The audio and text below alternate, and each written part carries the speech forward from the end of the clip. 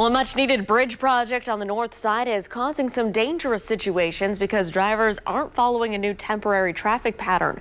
WRTV's own Kelsey Anderson spoke with one woman who's had not one, but two close calls since this construction began here in late December. Kelsey.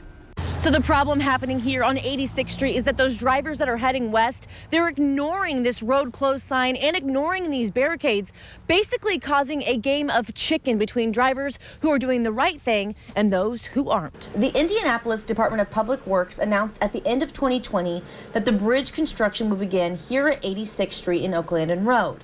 Now, because of that, this section between Oak Landing Road and Promontory Road would be a one-way street, and drivers heading westbound would have to take a detour. But despite clear signs and large barricades, some drivers are ignoring the new traffic pattern, causing very dangerous situations for drivers. Colleen Miller says she's had a driver come towards her head on, and with schools in the area, she's concerned young drivers won't know what to do if it happens to them. People are putting convenience over safety. I'm a seasoned driver. I've been driving for a while, but I have a 17-year-old daughter that drives that way. And I don't know how she would react when given the situation of someone coming head-on towards her.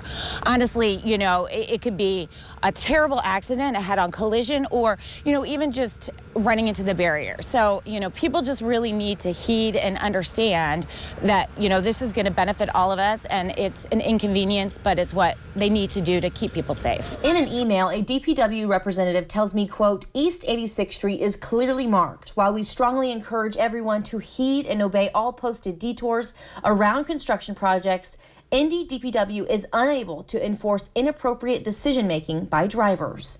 Working for you, Kelsey Anderson, WRTV. Follow those signs, Kelsey. Thank you so much. And working for you on this issue, we reached out to IMPD to see how they're monitoring this area to see if more can be done. Well, they say oftentimes incidents like this go on apps like your Nextdoor app, but it never makes it to police. So if you do need to report a traffic complaint, you can complain to IMPD by going online. Just go to indy.gov.